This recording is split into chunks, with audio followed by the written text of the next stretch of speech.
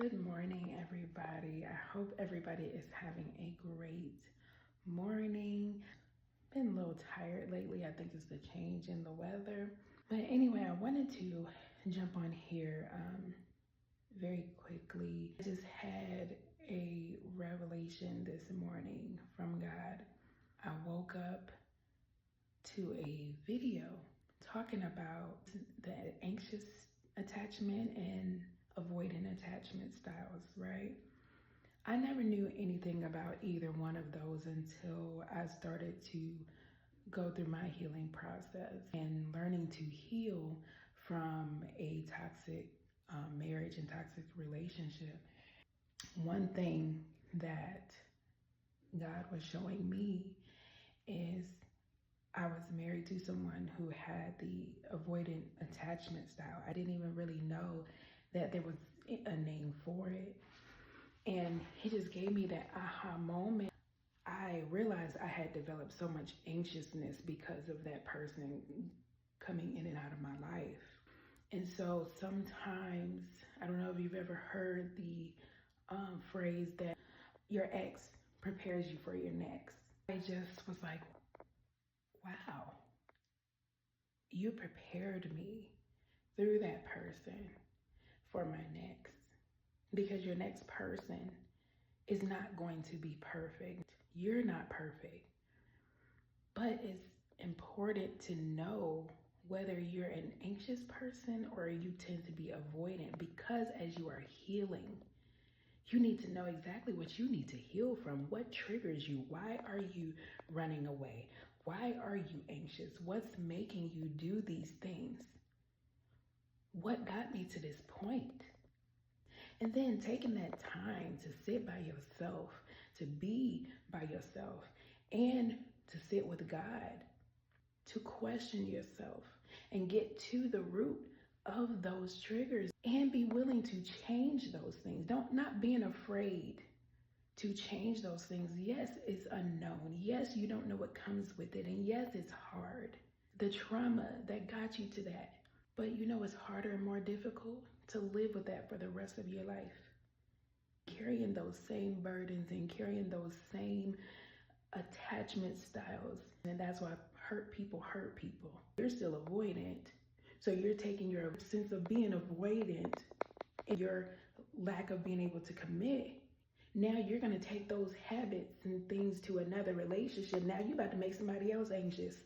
And if you're anxious and you don't heal from that, now you about to take that to another relationship and put all of that on somebody else and push them away. So it's important to heal from those things, because now you are taking those same things to another person. They're taking it to another person. And it's a continued cycle until somebody says, okay, why do I do these things?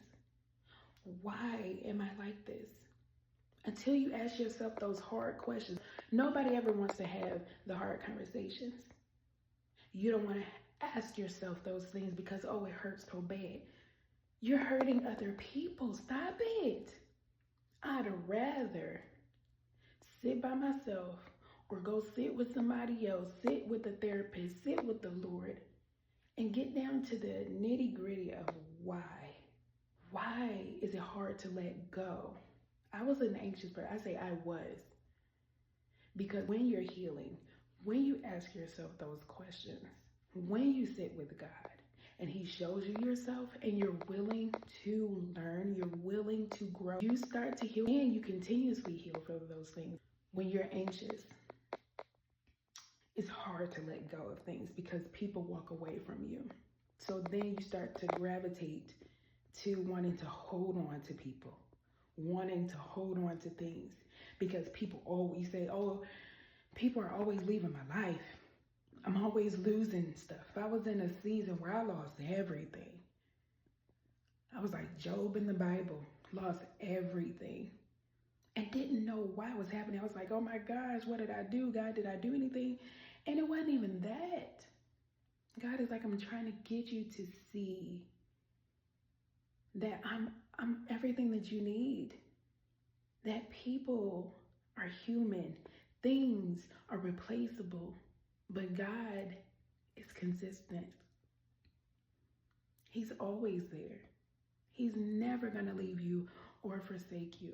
And we go and we try to fill that void with people and things. And you never take that time to heal. You never take that time to get close to God.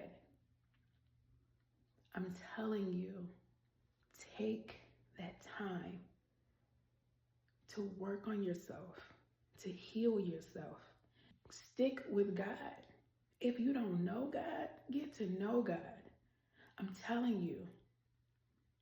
Because once you add God into it, He's going to show you just the innermost parts of you, where the trauma stemmed from, where it started from, where these behaviors and these habits started from. No, it's not going to be easy. It's going to be difficult, and it's going to be hard sometimes, because sometimes we don't want to go back and face those traumas. But I'd rather face those traumas. I'd rather face them head on than live the rest of my life anxious and miserable and wondering about who's going to leave my life, when I'm going to lose the next thing. No. Because when you die, it can't go with you anyway. And if you're an avoidant, you're going to burn bridges, running from person to person, hurting person to person, and you're even more hurting yourself, because now you're lonely because you didn't burn bridges, because you didn't avoid everybody. And it doesn't mean you're a bad person. You are just healing. Give yourself grace, whether you're avoidant or whether you're anxious or whether you're both of them. Please, I had to learn, give yourself grace. But say, God, help me, because I don't want to be like this. And I don't want to put this on that next person, because they don't deserve it. I don't deserve it. And whatever traumas have did this to me, whatever traumas this stemmed from, help me get to the root of the issue. Asking God to bring up any and everything that is inside of me that is causing these issues. Sit with yourself. Learn yourself. And know yourself. And heal. It's going to be worth it. It's going to make you better. And you're going to feel better. And know that it's okay. It's okay. There's nothing wrong with you. You just went through trauma. You're hurting. But don't make somebody else hurt because of it. You're going to be all right. Have a great day.